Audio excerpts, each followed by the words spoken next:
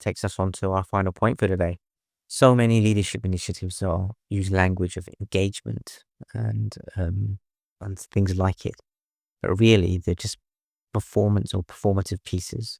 We want to do a listening session, or we want to do a feedback session, or we're going to do a forum where we're going to invite everyone here on a way day, listening event.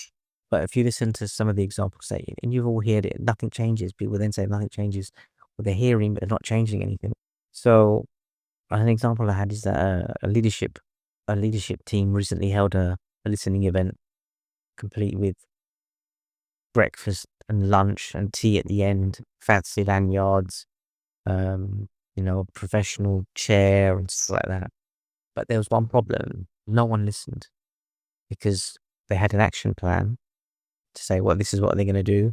And 6 months after the action plan, the actions were not achievable. Those questions or those things that they'd say they do didn't get done. So then staff really felt let down, slightly patronized, and feeling that their voices aren't heard. Hearing is not just listening. Hearing is listening and then acting upon that.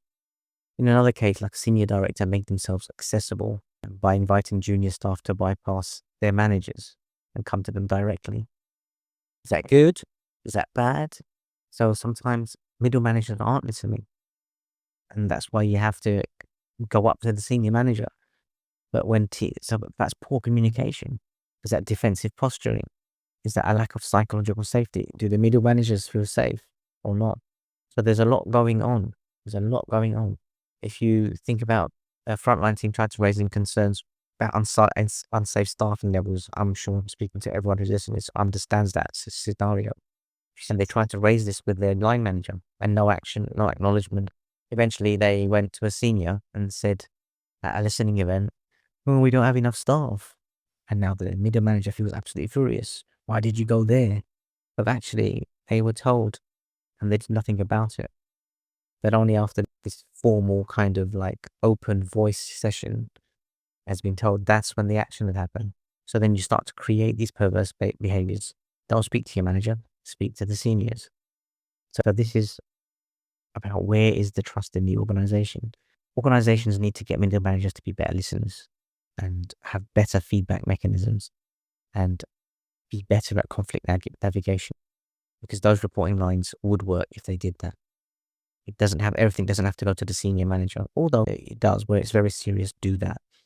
But organizations need to think about how they make their middle managers better listeners. And if they're listening and they can't do something, then it needs to be open and transparent, and then run the processes to show people what we can do. So put it in the risk register, we can't do it because A, B, and C, but it's the very senior manager are aware of it.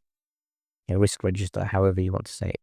But listening is not just about presence and me listening. No, it's about practice. And we need to move away from this tokenistic consultations to meaningful and layered engagement. So it's not just listening there. You're listening and you're engaging and you're building the relationship.